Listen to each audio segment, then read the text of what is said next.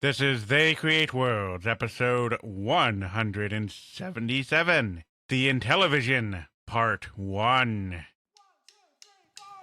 If anybody wants to find me,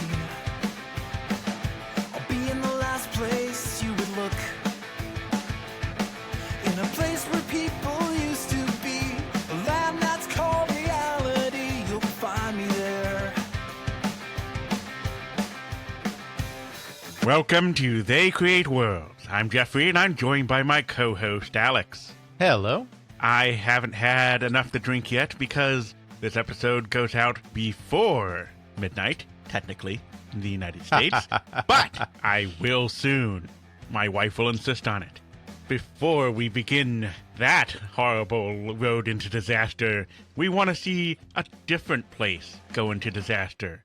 Intellivision, which was great and wonderful and cool, but it had issues. That's right. So, as we teased last time, as we usually do, this episode is going to be dedicated to a little system called the Mattel Intellivision. This is actually a very important episode in a lot of ways for us. I mean, the topic's interesting because all our topics are interesting. But this is a topic we've kind of covered before. We did a Mattel Electronics episode, and this is a topic that is in my book, because the book goes up to 1981 and the Intellivision launched before then. But in both cases, there were some gaps in my knowledge and some gaps in my research that have more recently been filled in by myself and others, particularly for the Mattel Electronics episode, because, oh boy, did we do that one a long time ago. It was like episode 25, something like that. It is episode 25. Sometime long ago, let's say there's 24, I believe that would be near the beginning of our second year of the podcast. It looks like it was the September 1st, 2016 episode. So 25th episode, so it was right at the start of the second year of the podcast, because of course we do 24 a year, twice a month. Somehow. Somehow. So yes, that was a long time ago, very early in the podcast.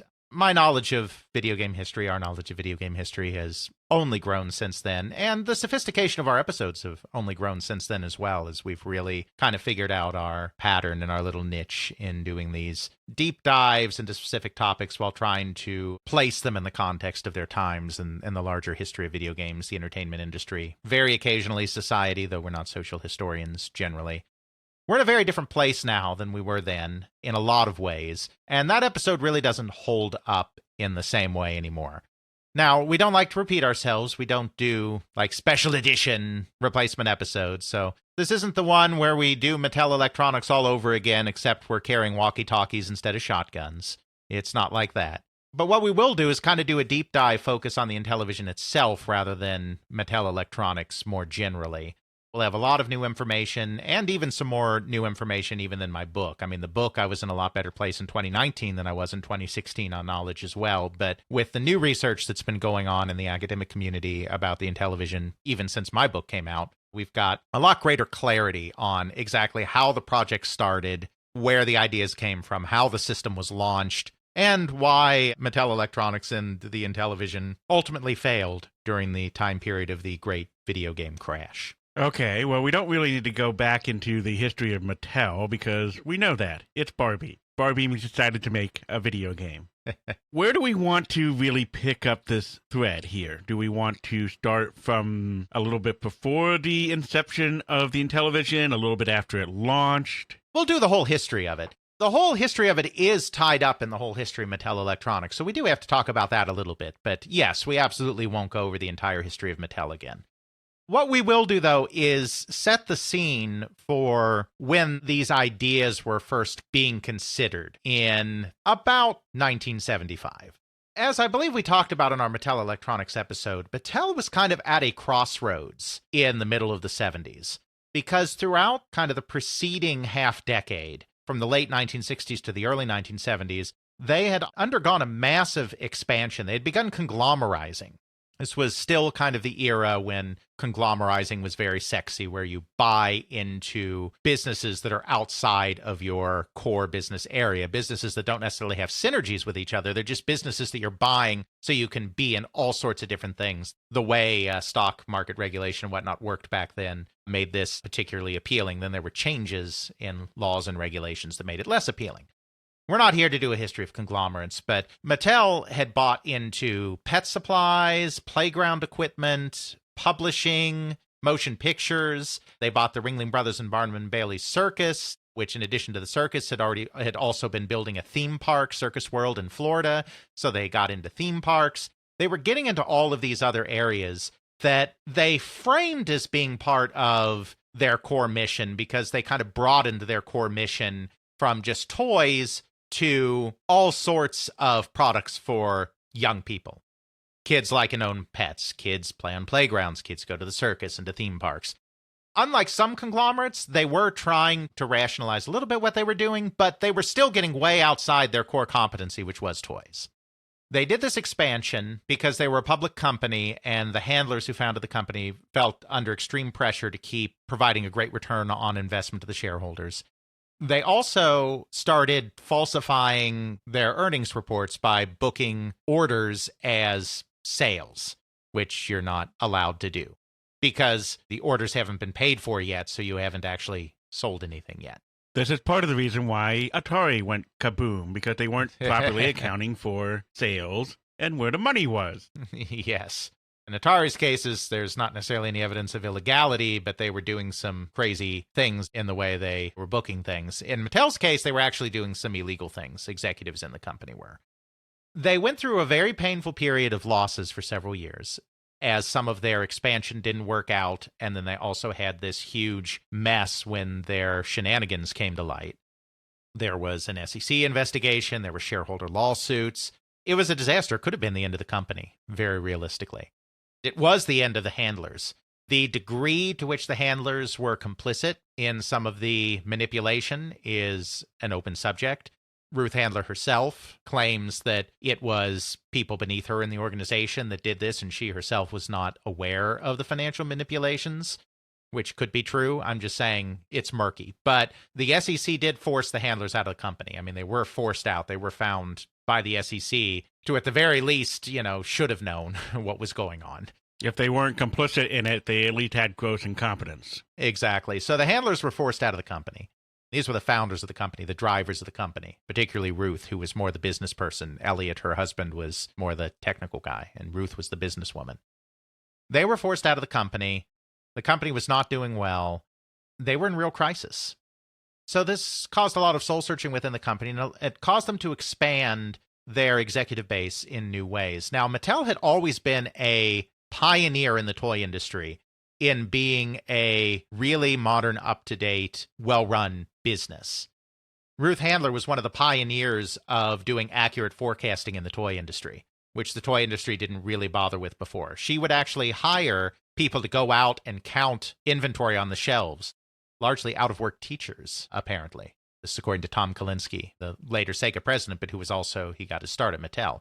They were one of the first people to actually go out and count stuff on the shelves and see what was still on the shelves versus what had been ordered by a particular retailer in order to get a sense of what was moving and therefore do accurate forecasting of product. This was unheard of at the time in the toy industry.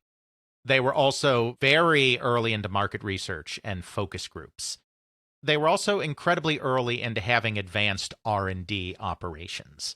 I mean, obviously all toys are designed. Toy companies have toy designers. They had a blue sky research department, which became known as the preliminary design department, whose entire job was really just to play around and see what worked. There was no pressure within this group to bring toys immediately to market.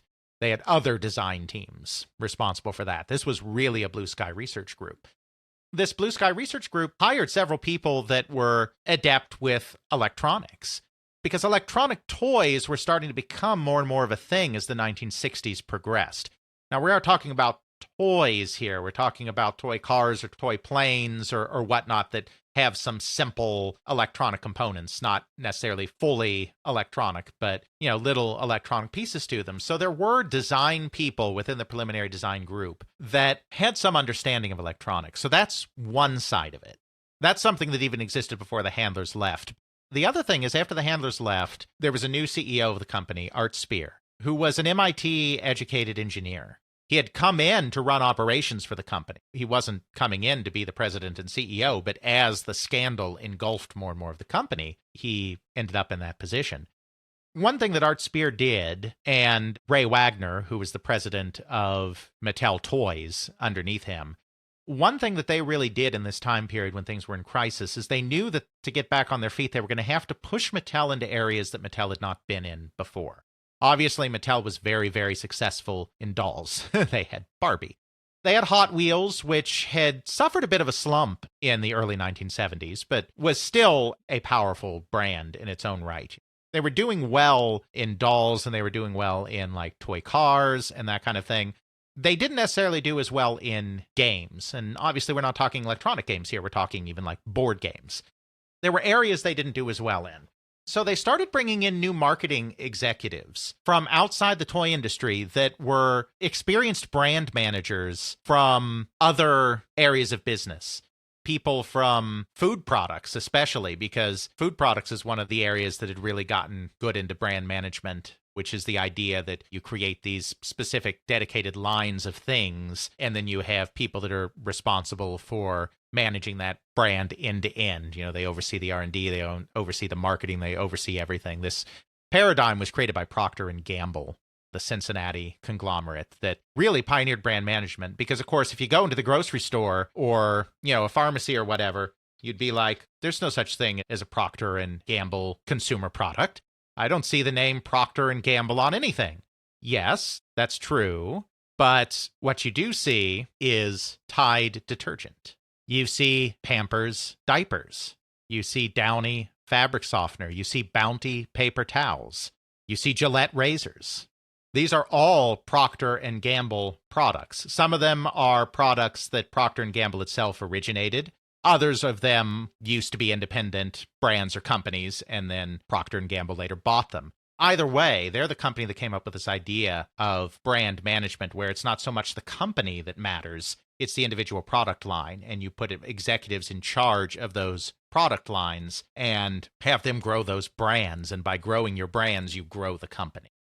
That is admittedly a bit of a tangent, even for us here at They Create Worlds, but it is kind of important for understanding how Mattel Electronics grows, because it becomes a brand of the company. There were a lot of people. They didn't hire P&G product managers specifically, but they hired in a lot of new executives that were involved in brand management across other industries. Their marching orders were to figure out ways to grow Mattel into spaces where Mattel is not already strong, is weaker, because we're in a bad place and we need to get out of it. It's several of those executives that will play critical roles in establishing Mattel Electronics in the Intellivision. The first one of these, of course, is Mike Katz, and we've talked about this before. Mike Katz was brought in as a manager for new products, new product marketing, and his marching orders specifically were to find areas where the company had not been strong previously and try to get them into those areas. And one area he was very focused on was games in general. So it was Mike Katz, according to Mike himself, who first had the idea, okay, this is 1975, calculators are getting big. People like playing around with calculators. Calculators are coming down in price. They're cheap, affordable products that everyone is starting to get. What if we created some kind of game that was calculator-like, that used an LED display, as most calculators did then? LCDs weren't really such a thing quite yet.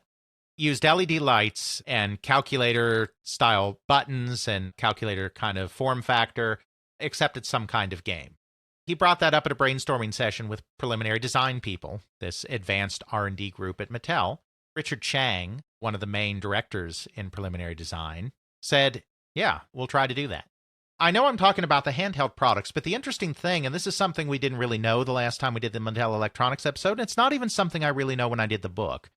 This was the exact same time they started looking into the video game business as well. Even though they got into the handheld electronics first, releasing Football and Auto Race in 1977. From this very beginning, this 1975-76 time period, once they were put on this track of looking into electronic games, they end up looking into video games as well. Sort of like they got their foot in the door or dipped their toe into the pool, just to sort of like, okay, are electronic games viable? Let's try something simple. We'll try this handheld football thing. We'll try this handheld whatever. Okay, yeah, that seems to work. Let's do something a little more advanced, and we'll start looking at video games. Exactly, and they really start looking at them, though, like, even more so, I mean, you're right, but almost at exactly the same time, because what happens is they're starting to look into development systems for the handheld games. They're starting to look at the microprocessor field. They're starting to see what's out there in terms of not only stuff that they can put into their games, but stuff they can use for development systems for their games. One of the engineers in preliminary design by the name of Larry Sims realized that when they were starting to look at this stuff, he'd seen Pong, the arcade game, the coin-op game. He started to think, well, you've got these blocks moving around in this Pong game. What if we created some kind of sports game that hooked into a television where you could have little football players or baseball players or cars or whatnot moving around the screen that are a little more sophisticated than this Pong thing? So he's starting to talk to people like Richard Chang and another engineer there, George Close, and the graphic designer on all of this, the artist on all of this, David James. He's starting to talk to some of these people about what if we took this in that direction as well. They're looking at what's out there in the microprocessor market. This is all 1975 and into 1976. At the same time, the microprocessor industry is trying to start courting some of these game companies. Because, at this point, you've had the home Pong thing happen. You have Magnavox out there with their new Odyssey systems, the Odyssey 100 and Odyssey 200, the dedicated Pong systems. You have Atari that's announced that they're going to be entering the market before the end of the year in 1975. You have this understanding amongst the chip companies, which at this time, we have to remember, are still trying to, in some ways, validate their existence. They're trying to find mass markets for their products, especially the guys that are getting into the low end of the chip market, who are making cheaper processors than an Intel or a Motorola and really want to find kind of mass market applications for these low-cost chips they're making. They're starting to try to get their way into the market at the same time. So at the same time that Mattel is starting to look into this whole electronic game thing, whether it be calculator games, video games, etc., MOS Technology, the company that has just pioneered the low-cost 6502 microprocessor, is looking to hook up with sophisticated companies of all types that may be interested in using their products. We don't know exactly when, but it was probably at the January 1976 CES, where the Mattel people, where Chang and Close and James probably first saw the 6502 microprocessor. Remember, at this point, in part because of what Katz had asked in the brainstorming session, they're starting to look at technology to do this whole electronic game thing. They meet representatives of MOS Technology at the January CES.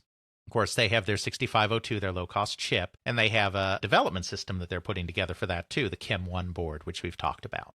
So they're interested in this perhaps for their games, and so they arrange with a MOS sales rep by the name of Mark Torfey to do a demonstration, an off-site demonstration in Redondo Beach, California, to talk about the application of microprocessors to video games. So great. Mark Torfey's like, yes, this could be a great new resource for us to sell our chips. Huzzah!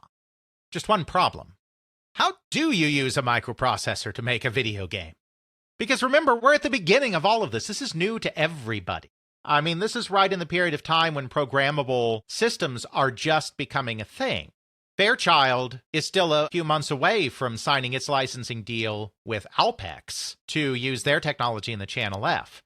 Atari is just starting development of its video computer system, which will end up using a MOS Technology chip.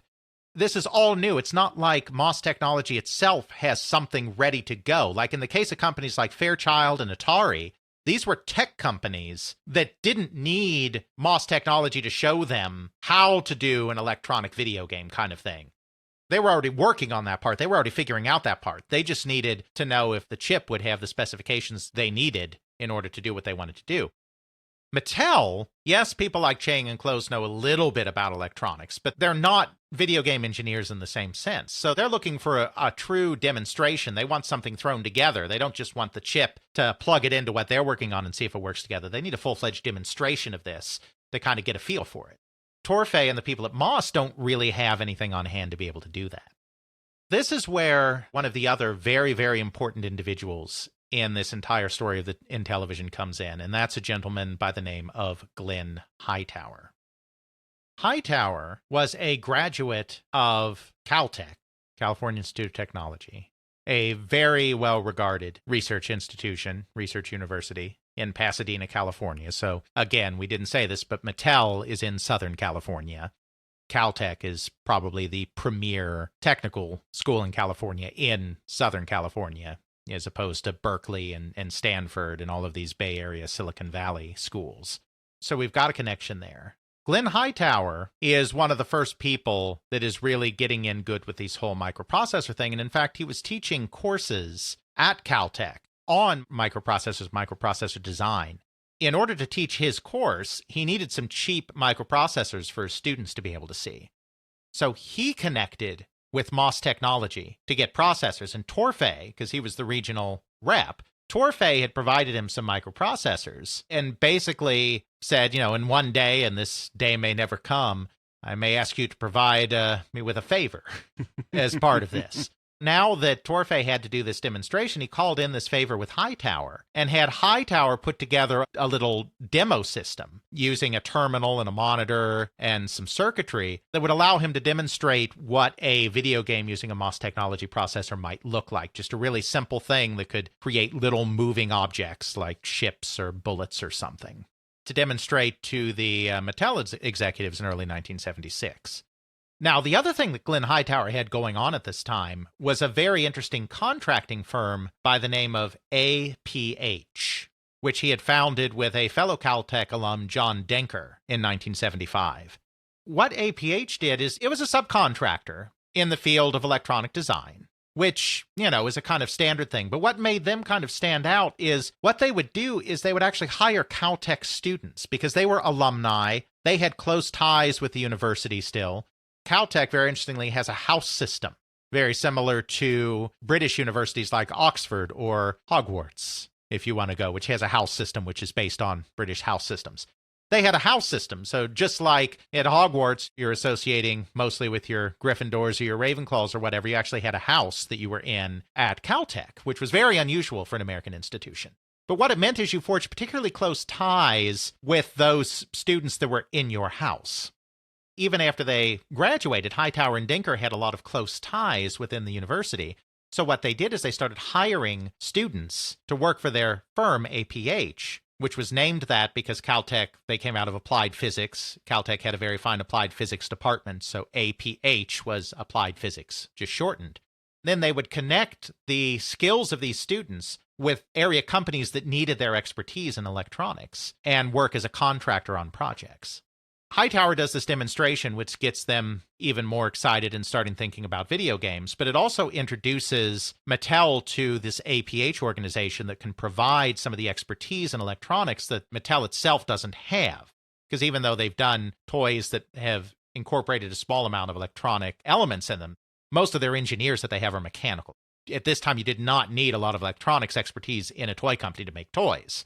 This was kind of a new area for them. So a couple of things come out of this meeting. First of all, at this very early date, there's a memo even in 1976 that David James wrote up, the artist behind all of this, that proposed two different types of games: video games using a microprocessor and calculator-type handheld games. This is research that only came to light more recently with some gentlemen that are in the process of writing an Intellivision book that will hopefully be published sometime in the next year or so. A couple of academics by the name of Tom Bolstorff and Braxton Soderman, who are doing some very interesting research into Intellivision. This memo exists all the way back in January 1976, even before the handhelds come out, which is something didn't realize until even after my book was published. They were already thinking about video games even before the handhelds. So that's the first thing. They've got this idea of video games percolating. The other thing is they're introduced to APH. And then when they realize they need some outside electronics expertise to help them get their handheld games to market, which we're not going to focus on because this isn't a television episode, they hire APH to do some of that work with them, some of that consulting work with them.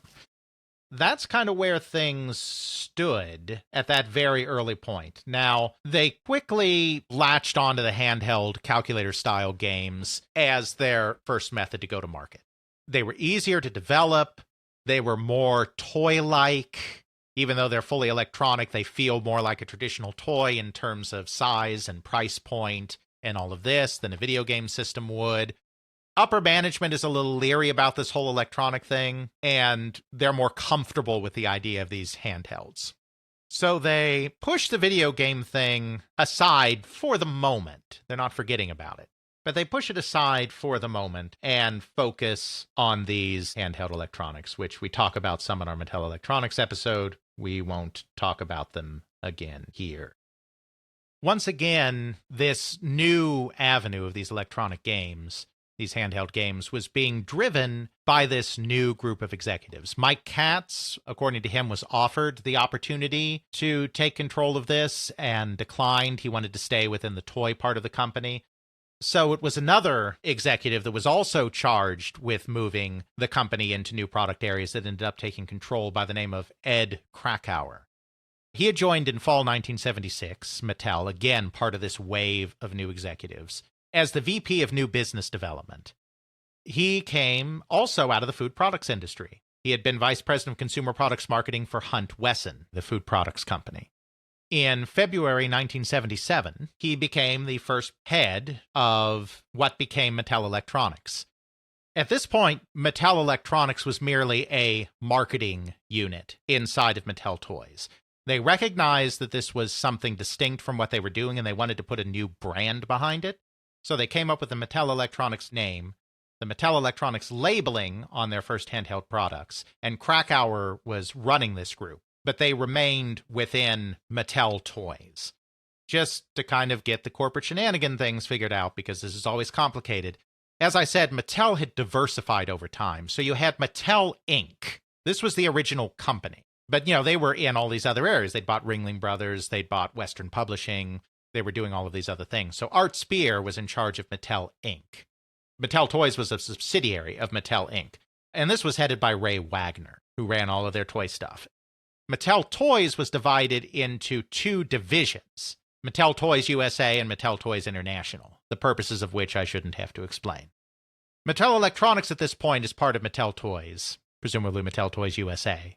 Ed Krakauer is running the marketing of these things and is starting to figure out where they're going to go next. Meanwhile, the preliminary design group, which is also part of Mattel Toys, it's this advanced R&D group, is continuing to look into this whole video game thing. Because even though they've decided that they're going to do the electronic handhelds first, they have not given up on doing a video game.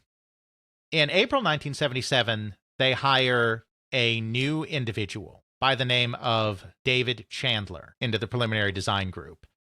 This guy, Chandler, was specifically hired because of his knowledge of technology and of electronics.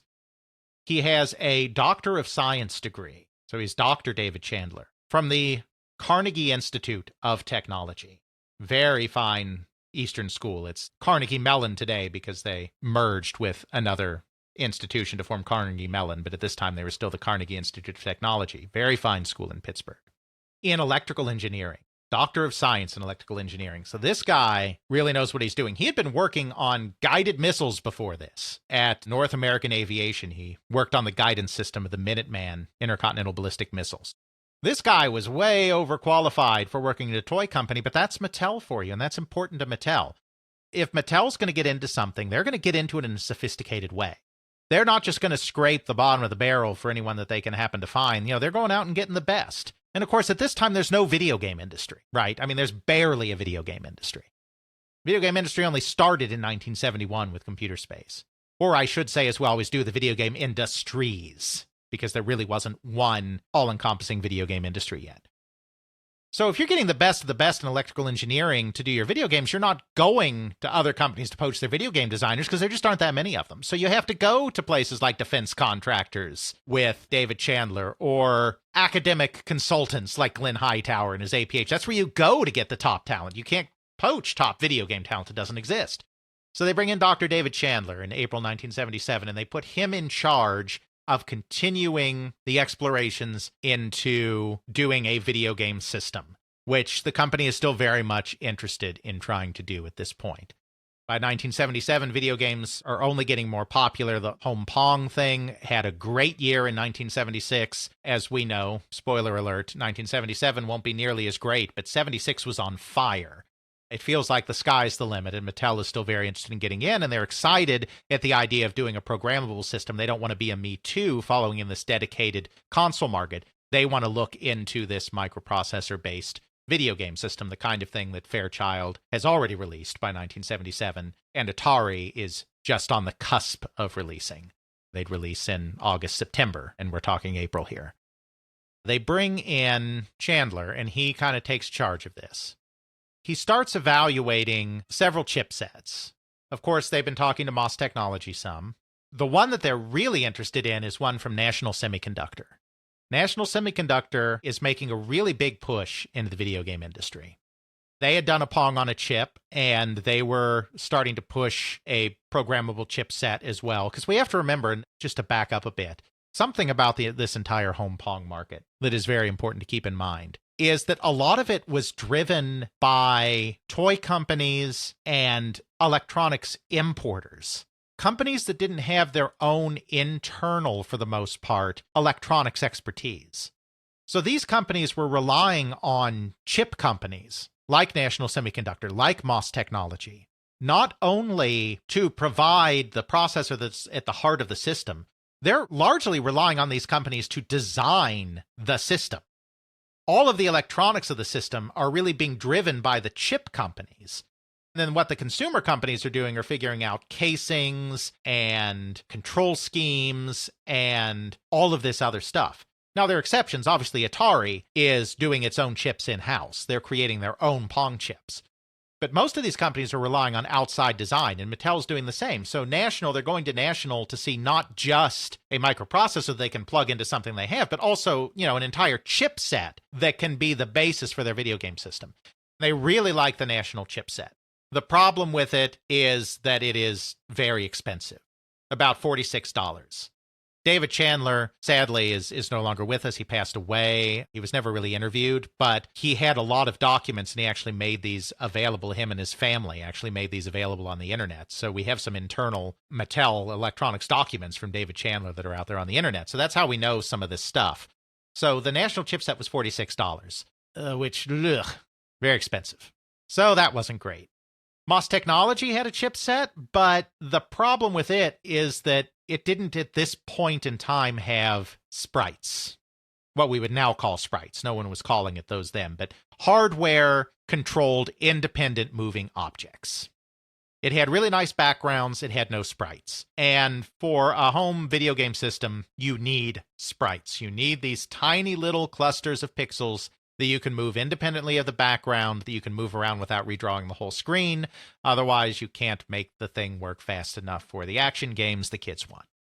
The other contender was General Instrument, which is, of course, a company that we've talked about heavily with the Pong market because they were the primary drivers of the dedicated Pong console market, the Pong on a chip business.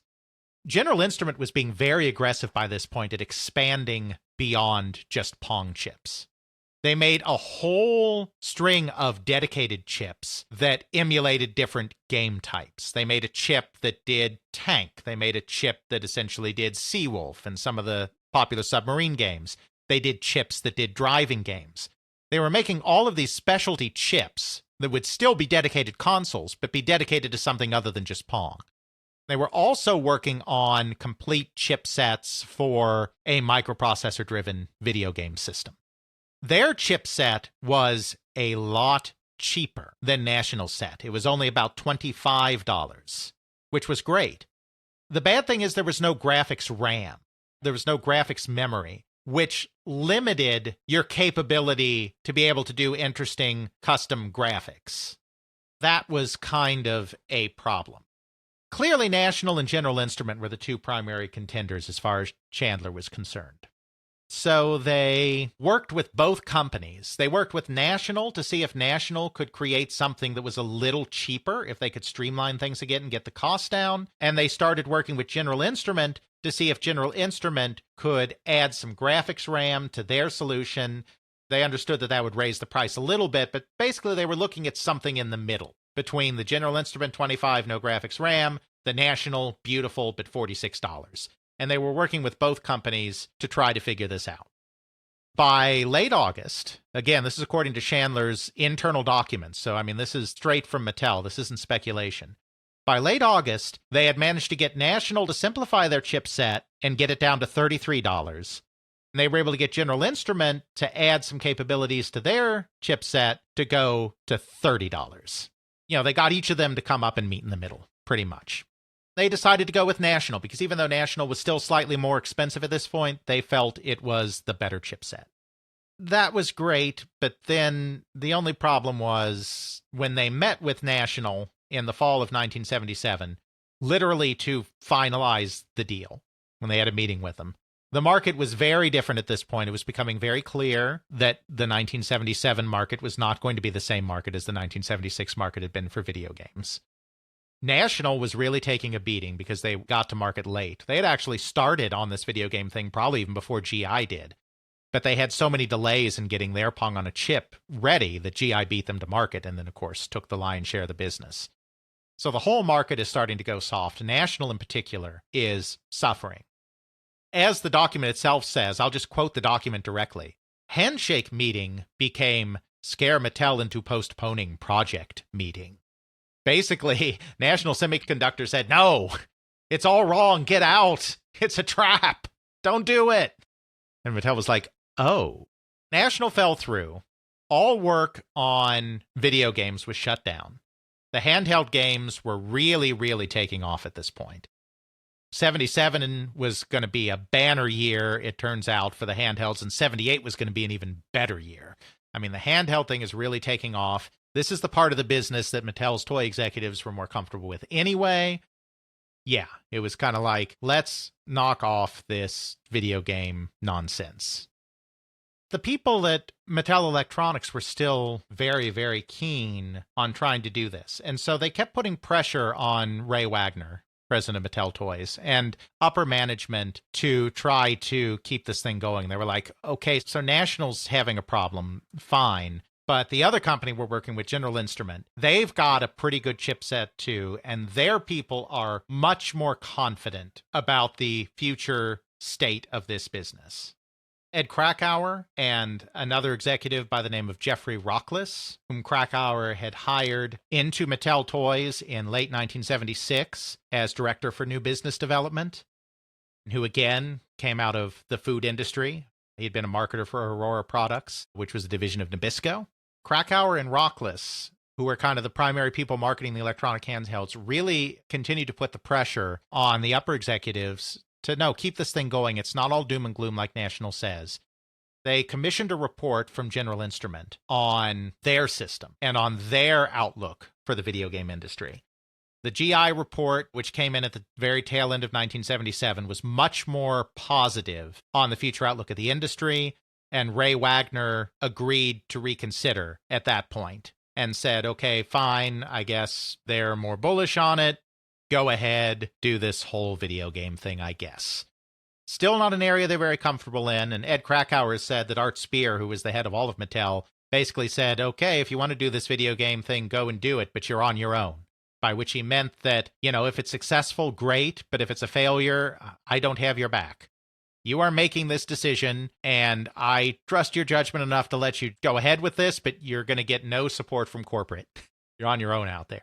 Pretty much if you succeed, you'll come back as heroes. If you fail, we will disavow any knowledge. You're Black Ops.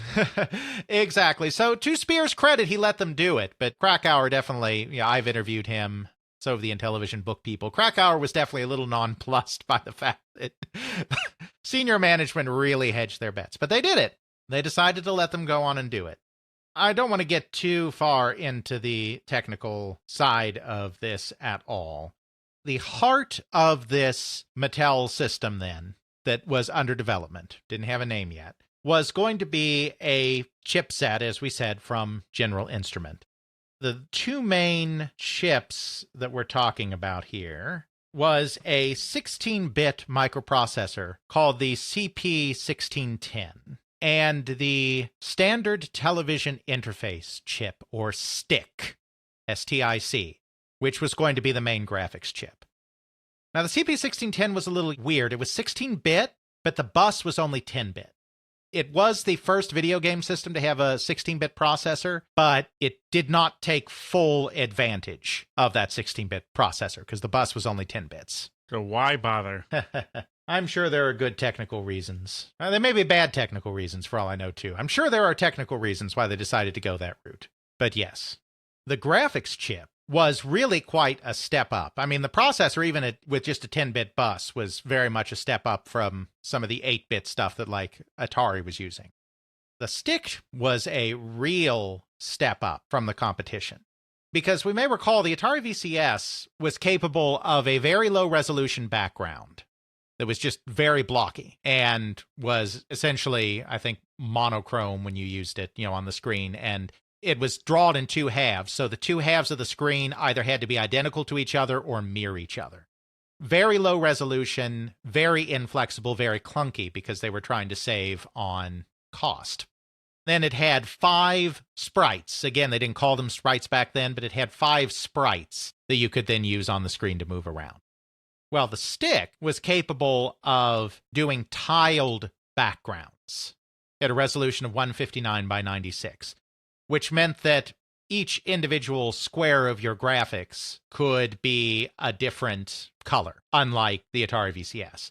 Those backgrounds could be created out of one of 16 colors. So you could have much more colorful background graphics on an Intellivision and higher resolution background graphics than you could on an Atari VCS. Then there were 8 hardware sprites, which again, they didn't call sprites, they called them movable objects or mobs, MOBs, because the term sprite had not been coined yet. They had 8 sprites instead of 5. There were also 512 bytes of graphics RAM, which allowed you to load your own graphics, custom-created graphics, into memory on the system. Remember, the Atari VCS only has 128 bytes total. And that's not just for graphics, that's for everything that the system's going to be doing. It didn't use a frame buffer. It basically did not put the graphics into memory for all intents and purposes. The Intellivision is going to have 512 bytes of graphics RAM specifically, in addition to 352 bytes of system RAM, and an additional 240 bytes of what they called scratchpad RAM that would be a temporary place to house calculations. So this system has a lot more RAM than the Atari VCS does, and it actually has video RAM, which the Atari VCS does not have. It has better background capabilities, and it has better sprite generating capabilities. Most of this is coming from that STIC in combination with the 16-bit microprocessor. This is all stuff being designed at General Instrument. A guy by the name of Stephen Main is the main architect of the STIC. It also actually going to have a programmable sound generator that is capable of 3-channel audio, which is a lot better than what the VCS has. So they're looking at a really kind of robust feature set for this system. At the same time, as GI is working on the hardware, it's going to be Mattel's responsibility to figure out software for the system. So they once again turn to the people at APH, the consulting company that they already had a relationship going all the way back to this first demonstration of the MOS technology system in early 1976. APH has been working on the handheld games, and so now APH is going to start working on software for this video game system. When I say software, I'm not just talking about the games, because another thing that they decide to do that was very unusual for the time is they actually created essentially a primitive operating system. They created an exec program for the system that was resident in ROM memory and served as essentially, I'm maybe butchering this slightly because I'm not a technical person, but it was essentially an applications programming interface for the system, because the exec, as it turned out, took care of a lot of the basic functions of making a game work. That's very in line with what an API does and what an operating system will do. Exactly. It was created by an individual by the name of David Rolfe, who had just joined APH. Before that, he had actually co-created an arcade video game by the name of Starfire that was kind of a minor hit in arcades in 1979. So he had experience with putting graphics on the screen and moving graphics around the screen from a video game perspective.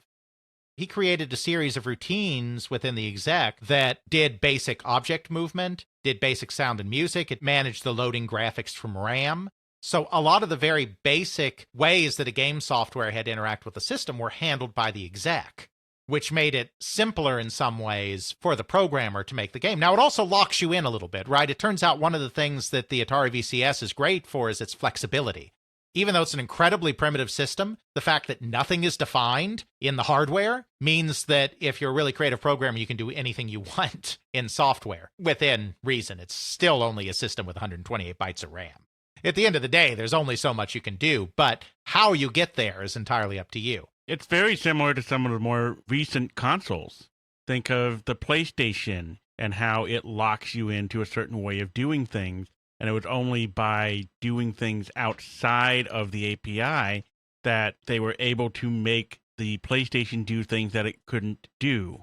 That's very true. That was a very big deal with the PlayStation and with Crash Bandicoot, for instance. On the one hand, it makes it easier to work with the system and allows you to expend your effort on different things. On the other hand, it does lock you in so that you don't have as much leeway to kind of figure it out yourself. But still, the exec was a truly revolutionary kind of thing to have in a video game system at that time. And that was entirely the APH people, and Rolfe in particular. Could we say that that's the first time that's happened? I would think so. I'm hesitant to say that, but it would make sense. There were also some predefined character graphics in there as well, which is something that the Odyssey 2 also did. So like if you just needed a basic running figure, for instance, a running man, you could pull that out of what already existed in memory. You didn't have to create your own on your cartridge. In fact, a running man was the very first demo that they did. David James put it together, the artist who has been so instrumental in all of this for a while now, and then David Rolfe programmed it up. That was the very first demo they showed when they first brought this whole thing to CES in June 1978. At that time, they were calling it the Mattel Electronics Cartridge Video Game. They hadn't decided on a name yet, so they just had that very generic term for it. It was very clear, from the work that they were doing here, that they were going to have a system that was much more expensive than the Atari VCS, the Fairchild Channel F. There were other competitors on the market. They knew that they were also going to have a much more sophisticated system, but that's only going to get you so far when it's looking like you're going to have something that's going to cost somewhere around $200, $250 at retail, which is a lot of money. So, according to our wonderful inflation calculator, that would be $1,142.68. Yeah. That's nuts. So, it's incredibly expensive. They know they're going to have something expensive, but the opening that they see for this, we've talked about this in some of our other more general episodes, is by 1978, this idea of the home computer is starting to grab the imagination of the general public. The so-called Trinity was released in 1977. The Commodore PET, the TRS-80, and the Apple II had all come out that year. There was starting to be this growing idea that the home computer, the personal computer, really, more than the home computer, was the wave of the future. There was more and more this idea that this is the way work was going to be going. This is the way people's interaction with technology was going to be going, that children were going to need to know how these computer things work because they're going to be dominating their lives in the future. This whole idea is starting to take off, and the video game companies see this as an opportunity to position their video game systems as kind of trainers for this coming computer market. Your kids are going to need to know technology. Your kids are going to need to understand technology. The kids are going to need to know how to work with computers. But computers are these very big, scary, expensive things. $250 Intellivision is expensive, but it's not a $1,200 Apple II. Think of an advanced, more expensive video game like our Mattel system as a computer trainer. Your kids are going to be playing these games, but then they're also going to have the ability to learn how computers work. And to further this objective, we are going to release a computer keyboard add-on that will turn your Intellivision into a full-fledged computer. these two things together, even though it's pricey, will still be cheaper than buying an Apple II. Even just a little bit cheaper than buying a TRS-80. It's kind of we have a better video game than the competition, and you can use it as a stepping stone for your kids to get into this whole computer thing. That's where they see themselves in the market. That's how they feel they can justify their price point. So they're hoping to get this out by the end of 1978. That's their goal. But the chip is taking longer to get together than they want. The stick is not coming together. So it becomes very clear it is not going to be out before the end of 78. So they have to push back the release of this thing to 1979. Meanwhile, there are other changes going on at the company because, like I said, 1977 was a good year for handhelds. 1978 was a great year for handhelds, like off the charts. And Mattel is still leading the way in this market. Electronics have become such a big part of Mattel Toys' bottom line that Mattel Electronics is actually split off into its own division of the company. So as I said before, Mattel Toys, subsidiary of Mattel Inc., was divided into Mattel Toys USA and Mattel Toys International, each of which had a president that reported in to Ray Wagner, president of Mattel Toys. In September 1978, Mattel Electronics is elevated to the divisional level, which means it is on equal footing. There's now Mattel Toys USA, Mattel Toys International, and Mattel Electronics. Its own separate division reporting directly into Ray Wagner. Ed Krakauer remains as the general manager. Jeff Rockless lobbies to be made the president. He really wants to be the president of the company. He's sadly passed. I've never interviewed him. People who remember him that he was very much a hard charger. He was very ambitious, very career-driven. At this time, he basically said to Krakauer, it's like, look, we've been marketing these Mattel Electronics names together. I want to stay in this side of the business, but I'm only staying on this side of the business if you make me president of the division. Krakauer didn't care about titles, so he said, sure, fine. Jeff Rockless becomes the president of Mattel Electronics, Ed Krakauer becomes the general manager, and they continue to run this business as they had before, but now with kind of an elevated standing within the organization. December 1978, we'll kind of go through a brief timeline here. You know, obviously they haven't made it for 1978, but they start to get their plans more concrete.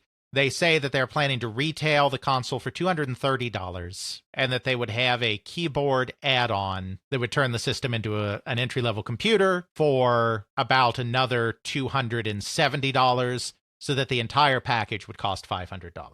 So a little over $2,000 for the whole thing. Yes, but still cheaper, way cheaper than the Apple II, and even a little cheaper than a TRS-80. So they're trying to present themselves as the budget option in home computing, while also being a really great game console, too. Once again, they're planning to launch. They hope to launch in the second quarter of 1979 at this point. But the chips are still coming together. The stick as well as the RAM chips are still coming together. So it keeps getting pushed back because it's a complicated product, and it's just taking a lot of time. They unveil it at the January 1979 CES. By that time, it was being known as the Intellivision, and the name came out of brainstorming sessions that they had. They were trying to figure out what to name it, and they got to the name by combining intelligent television. The idea that you're not just passively watching a program that's being broadcast into your television, but that something is actually happening directly on your television where, you know, what you do is directly impacting what's going on the screen.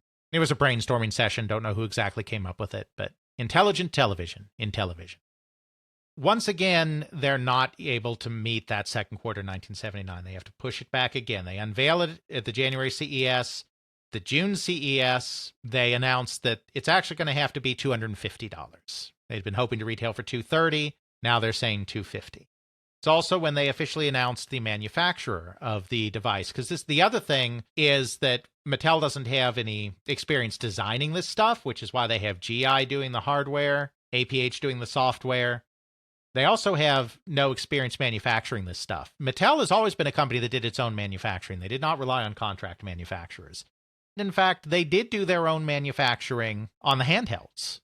This was another level of sophistication beyond that, and they wanted to go with a manufacturer that already knew what they were doing with making these advanced video game components, which was probably a smart thing because, for instance, when Bally entered the market with its Bally Professional Arcade, it was a disaster. The manufacturing was terrible because they were trying to build up their own manufacturing and they had no idea what they were doing. So probably a smart idea to go out and get a contract manufacturer. Interestingly, the first manufacturer that they were going to go with, which they started talking to in 1977, was Magnavox, creators of the Magnavox Odyssey, who already had video game systems on the market. So that's very interesting. We don't have a lot of detail about this, unfortunately, on the Magnavox side. We have no detail. But there was a brief period of time in 1977 where the Magnavox Odyssey 2 project was almost canceled internally at the company. I have to wonder, knowing that Magnavox was the initial manufacturing partner for the Intellivision, if whether they were thinking of canceling the Odyssey 2 because they thought it would be a safer bet to just go in on this Intellivision thing and stop doing their own internal video game development.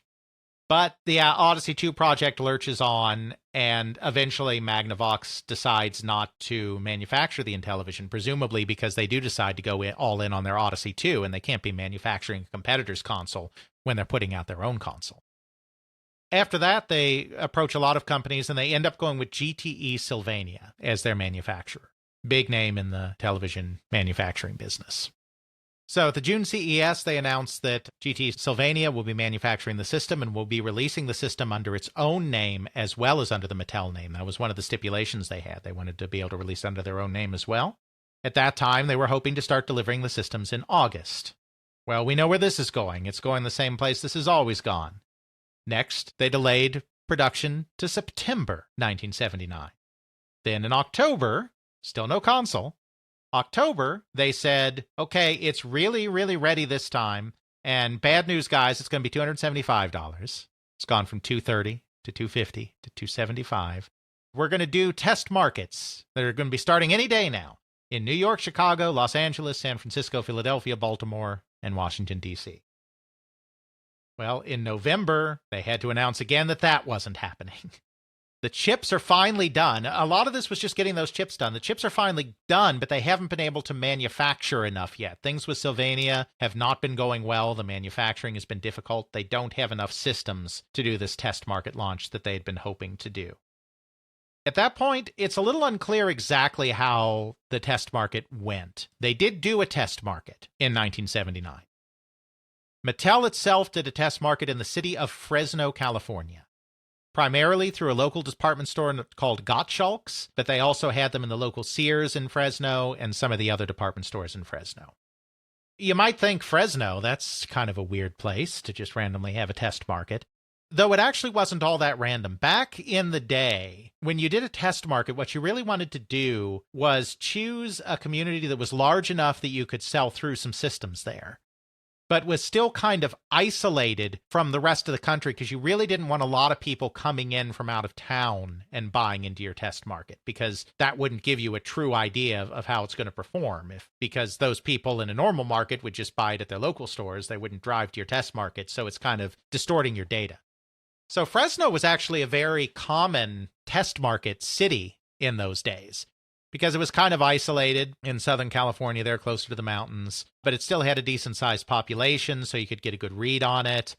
For Mattel, it was good because it was one of the test market cities that was relatively close to their base of operations in the Los Angeles area. It's still a bit of a hike, but not as big a hike as going across the country.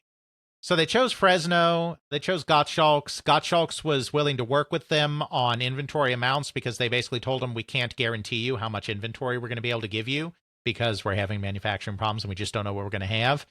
Gottschalk's was okay with that. That was one of the reasons they became the main partner. Apparently, Sylvania still got their system out a few other places. So they did the Fresno test market, but it was also available in limited quantities in other parts of the country. It did appear in the JCPenney's catalog, though I don't know if JCPenney's actually had it, because it's possible they made that catalog deal when they thought they were going to have more units. And it could be that the catalog was printed and then they had to retract. So just because it was in the catalog doesn't mean that Penny's actually sold it, but maybe it was available nationally that way. Advertising Age reported that it was available in limited quantities outside of Fresno in that first year. presumably those were the Sylvania branded systems, though I don't know that for certain. Like I said, it's all very confused. We do know it was launched in very limited quantities. In my book, I had a rather large figure for that first-year test market of 50,000 units sold, which was probably not accurate. That came from a market research analyst, but it probably wasn't as many as that. We do have some internal actual Mattel numbers now. Mattel itself reported internally that they sold 1,900 units in that 1979 test. There may have been a few more units than that sold, because it's possible that doesn't include like Sylvania's numbers, because I think Sylvania did get some numbers out. But I don't think whatever Sylvania managed to sell probably pushed that up to 50,000. I think they probably sold way, way less than 50,000 units. It was a pretty small launch, because it was basically just that one test market. They were working on a whole raft of games for the system. But for the test market, they were only able to get 4 games out in time. They had an educational game by the name of Math Fun. They had 2 casino games, Backgammon and Blackjack and Poker. Then they got 1 more proper action-y video game out by the name of Armor Battle. They had a ton of other games in development, but those are the only 4 they were able to get out for the test launch. In March, roughly March of 1980, as they started building up more of their inventory, they were able to start selling it in a few more markets: Los Angeles, New York, and Chicago. National advertising for the system began in May. National distribution of the system began in August. And by the fall of 1980, it was generally available across the country. Even though it was technically kind of released in 1979, it's really a 1980 system. They sold almost nothing in 1979. Keyboard expansion is still promised at some point in the future to turn it into a full-fledged computer, because that's what their focus is. All of their marketing is focusing on how the Intellivision is kind of a stepping stone to having a computer in the home. They're really focusing on the computer aspects of it. They're still working on this keyboard component, but just as the price of the hardware system had been continually rising, they had to do $230, then $250, then $270. They're having a lot of problem with that keyboard system too, and the costs on that are also continuing to rise. They did work on the keyboard throughout 1979, but it was so expensive, and they were really hesitant. Because, as I said, they were planning to offer that for another $250, $275, doubling the price of the system. It's kind of hard to justify an add-on like that, even though, from a price perspective, having a cassette drive, having a keyboard, and it was going to have more memory as well. There were a lot of components in there. They weren't trying to rip people off. From a cost perspective, they were doing what they could. But it's hard to justify to the general public that an add-on is going to cost the same as the base thing that you bought.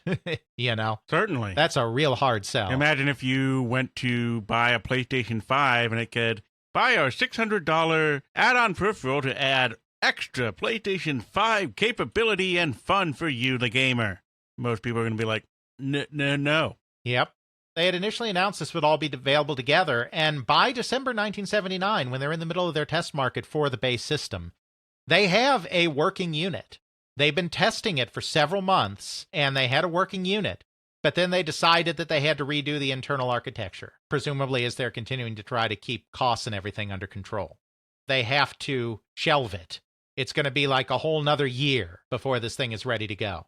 Even though during this whole time, they're continuing to tout how this thing is going to be a great computer. The computer stuff is not going to be there. It's still in development. So that's the hardware side of things, but now we need to talk a little bit more about the introductory software for this system.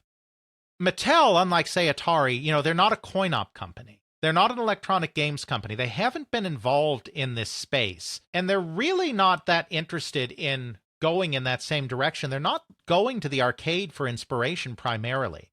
They see their system, this technologically superior system, being something that can play more technologically sophisticated and interesting games than anything else on the market. They need something that's going to make them stand out.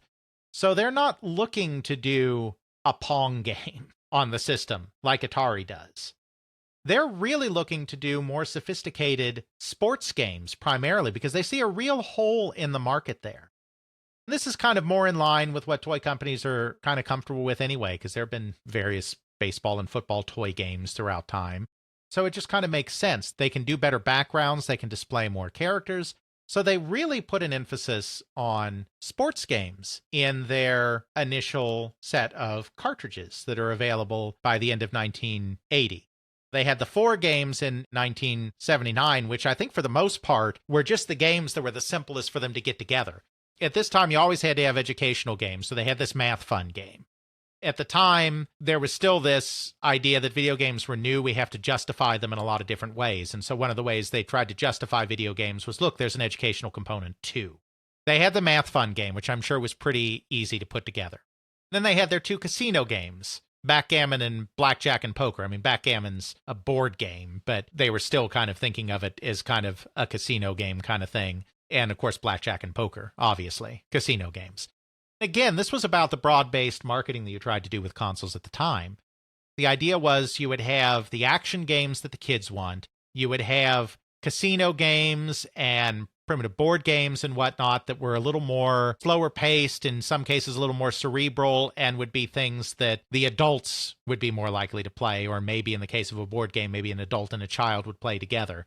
Something for everybody. And then you have your educational software to kind of justify to the parent the educational component. This idea that you're trying to be a little something for everybody, and all of the systems at the time would release with, these different categories of games. There would be board games and casino games and educational games and all of this from all of them. Armor Battle was their one kind of action game, but their entire purpose in this is they wanted to create something that felt a little more sophisticated than what, say, Atari was doing. So again, they were rejecting the straight action game kind of approach that Atari was doing. Armor Battle was their take on Tank, or on Combat, if you want to talk about the console version of Tank. It had a little more strategy to it. It wasn't just a straight action game, because they took advantage of the fact that they could do more sophisticated background graphics to have these tank battles take place on these fully realized battlefield maps, complete with plains, forests, rivers, roads. So you had to take account of terrain in a way that you did not have to in Tank or Combat, which featured mazes you had to navigate, but did not feature different terrain types, and your movement speed was actually impacted. You moved slower in a forest than you did on a road. There's also like buildings and stuff there too to hide behind. Exactly. It's not just a one-on-one battle, but you actually have multiple tanks on each side. Now, you could only control one at a time, but you had multiple tanks that you were controlling, so there was action involved in this game, but there was also more strategy involved in this game, and it was a little slower paced. Just kind of goes towards the idea of what Mattel is looking to accomplish that's perhaps a little different than what Atari or Fairchild are doing. So those are the first 4 games. Then throughout the course of 1980, the rest of their initial games slowly trickle out. Like I said, there are a lot of sports games. They do a football game, a basketball game, a baseball game, a hockey game, a soccer game, a tennis game, a skiing game, a golf game. They're hitting all of the sports because they really feel this is a place that they can distinguish themselves. They also release another casino game, Roulette, and they release a horse racing game, which is essentially kind of like being a casino game too, in a sense, betting on horses. There's another educational game, Word Fun, to join Math Fun. Then there is 2 more action strategy games, Sea Battle and Space Battle. Sea Battle is very similar in a lot of ways to the Armor Battle game in that there's action and strategy elements, except now you're navigating over a representation of kind of an Asian island archipelago kind of situation where you're navigating your ships around. You're in this kind of strategic phase where you're moving your fleets around this archipelago. And then when 2 fleets meet each other, you enter what's called the combat phase. The screen zooms in and you take control of the respective flagships, and you're kind of doing a one-on-one combat with each other, similar to a tank-like situation. Again, it's a very action strategy kind of thing, very different from what Atari's doing and taking advantage once again of the capability of the system to do far more sophisticated background graphics to portray these archipelagos and everything. Space Battle, their final of these three kind of more action-y or action strategy games that are in the initial release, is sort of their answer to Star Raiders, essentially, or Starship. Again, it kind of, just like the other two, it kind of has this strategic overview map where things are moving around. Then once you engage something, you turn into a first-person view, and it's kind of a target shooting game. They're kind of primitive. They're not necessarily the most exciting combat games. They're trying. They're moving into that direction while also putting a huge emphasis on the sports and having the educational stuff, the casino stuff, the board game stuff along for the ride. The other thing they do that's very interesting that really isn't being done at this point is in order to boost the profile of these games, they actually get licenses. This is really kind of the very first time that licenses are widely used in the industry. So they don't have baseball. They have MLB baseball. They get a major league license. They don't have football. They have NFL football, NHL hockey. For their backgammon game, they even get this endorsement, this license from this really obscure minor backgammon association that really isn't important in any way, but they wanted to have a license. It's ABPA Backgammon for this random association. Their casino games are not just poker and blackjack and roulette. They're Las Vegas poker and blackjack, Las Vegas roulette. Their educational games, Math Fun and Word Fun, are sponsored by the Electric Company, an educational television program on PBS at the time. I don't know exactly why they went the licensing route, but I think, again, their entire strategy was based on sophistication. They knew they were going to have something more expensive than the competition. So they wanted it to feel more sophisticated in every way that they could to their competition. And part of that sophistication was better graphics on the screen. Part of that sophistication was games featuring more depth, featuring more strategy. And then part of that sophistication was saying, these are the games the real people play, so to speak. I mean, this is the official game of Major League Baseball. This is the official game of the NBA. Even though they weren't exclusive licenses, I'm just saying, we're not just here making our own puny little video games on our own. We are collaborating, even though it was just a name. There was no real collaboration, but we are collaborating with the leading organizations in these fields. Why do this educational game over here put together by God knows who when you can have the Electric Company approved Math Fun and Word Fun game cartridges? It gives an air of legitimacy to it. Exactly, and an air of sophistication. They really do need to justify this higher price point. They see themselves as capturing a new segment of the market. They see themselves perhaps taking a slightly older teenage market. They see themselves perhaps even working their way a little bit into the adult market with some of these sports games and whatnot.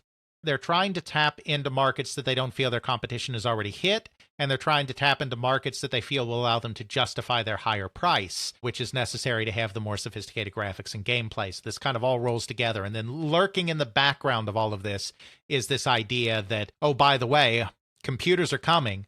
They're going to be in the home, and we are your entree into this strange new world of computers. Learn about computers, learn how computers work while having a good time.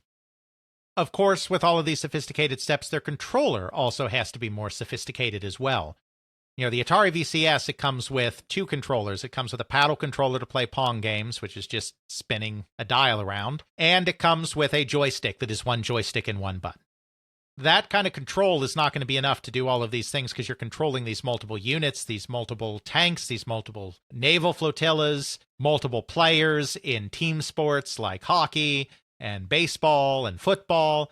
So they have to come up with a controller as well that is a little more sophisticated. And they come up with something fairly interesting. The Intellivision controller consists of a series of numerical buttons that look like they came right off of like a phone or something that you can use to do various actions and various selections. Then instead of a joystick for movement, they have this disc that you can press down on it to provide sort of a precision of movement. Some people have discussed this as almost being analogous to a modern D-pad.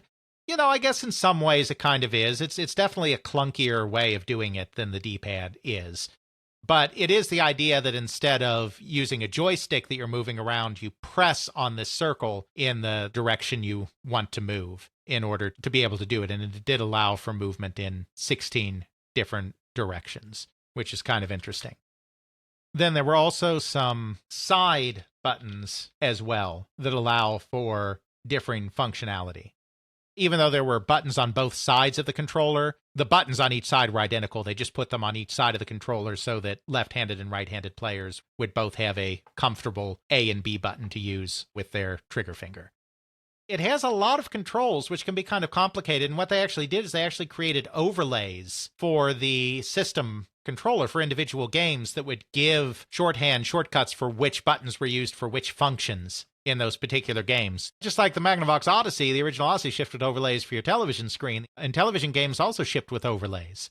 But in this case, it wasn't overlays for your television screen, it was overlays for your controller, so that you would know at a glance what you were doing. Similar to the kind of overlays that some games have put out for time to time for use with like a computer keyboard. Just giving you this real shorthand of, hey, this button does this button does that on this particular game. So that's the Intellivision. It's an expensive system. It's a complex system. It has games that are very different from the kinds of games that you're seeing on a Fairchild Channel F or an Atari VCS or even an Odyssey 2, in that there's less action, more strategy, and what action there is tends to be a little slower paced.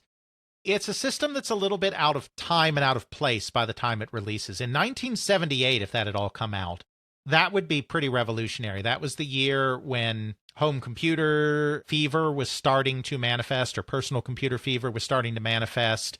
That was a year when the games on Atari systems were really quite very primitive.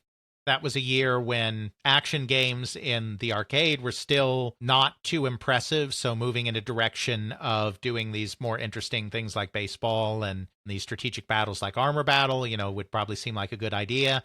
Even in 1979, that would probably be an okay way to go. But by 1980, when this thing is really launched nationally, we're in a completely different space. Space Invaders has happened in the arcade. Asteroids has happened in the arcade. Space Invaders has come home to the Atari VCS. The market has shifted definitively towards these action-packed games that are beginning to dominate the arcade and are beginning to come into the home. Mattel has not positioned themselves in that space. Their action games are pretty slow action games. They're not exciting like Space Invaders. The other thing is, this idea of video game systems being an entree into the home, it's kind of fallen off at this point. Bally tried that and was unsuccessful. APF tried that with their Imagination Machine and was unsuccessful. Instead, you had the Atari approach, which was Atari, after initially thinking that they would do kind of a more computer-like console, decided to just enter the computer business with their Atari 400 and 800 computers. When they initially conceived of them, the 400 was going to be the game system, and the 800 was going to be the computer, and it was kind of the same idea of using this Atari, what became the Atari 400 game system, as your entree into computers. Well, they just scrapped that, and they went straight to the computer market. This idea of using a video game system as a trainer for a computer is no longer in the zeitgeist in the way it was just 2 years ago. These industries move so quickly. So all of their advertising is focused on, hey, look at this thing. It's so sophisticated and it can become a computer, which it turns out by 1980 nobody cares about. Their games are based on this very interesting idea they had of having more sophisticated products and more strategy-related products, which could have been a great way to distinguish themselves in 1978 or 1979, but by 1980, all everyone wants to play is Space Invaders, Asteroids, and of course, Defender and Pac-Man are just around the corner. So their game offerings are completely off base. Their marketing is completely off base. Their price point is very high. By the middle of 1980, this thing is starting to look like it's going to be an absolute disaster. That they may go the way of the Bally Professional Arcade, or at their worst be like the Odyssey 2, which kind of inches along but never really does anything, never really excites anybody. However, as we know, of course, the Intellivision, even though it never becomes as big as the Atari VCS, I mean, not even close, is a beloved system today that was a humongous success for Mattel and Mattel Electronics and brought them great profits for several years until the video game crash kind of killed everything. In our second part of this look back at the Mattel Intellivision, we will take a look at the system from the end of 1980 through to 1983 and see how this system that was perceived almost universally as a failure by the middle of 1980 became a beloved and respected product over the next few years, only to then crash spectacularly along with everything else. Certainly quite the system, not something that we, or you and I, really think of when we look back on video games, but really something that, as I look at some of the graphics there, it just sort of straddles that era graphics-wise between the Atari and the Nintendo as far as graphics capability. Mm-hmm. When you look at any of these graphics, it's something that you can see from the early arcade, where it can do things from early action arcade games, early arcade, whatever, stuff that was coming out in the early 70s. Mm-hmm. Absolutely. In that case, we will have to look at Intellivision in part 2 on January 15th. We shall see you next time on They Create Worlds. And remember, kids, this year we hit 200. Check out our show notes at podcast.theycreateworlds.com, where we have links to some of the things that we discuss in this and other episodes. You can check out Alex's video game history blog at videogamehistorian.wordpress.com. Alex's book, They Create Worlds, the story of the people and companies that shaped the video game industry, Volume 1, can now be ordered through CRC Press and at major online retailers. Email us at feedback@theycreateworlds.com. Our Twitter is TCW Podcast. Please consider supporting us on Patreon at patreon.com/theycreateworlds. You can also help us out by leaving a review on your favorite podcasting service. Heck, you email me directly, I'll still give you stickers. Intro music is Airplane Mode by Josh Woodward, found at joshwoodward.com/song/airplane mode, used under a Creative Commons Attribution License. Outro music is Bacterial Love by Rolla Music, found at freemusicarchive.org, used under a Creative Commons Attribution License. Please request stickers. I have too many of them.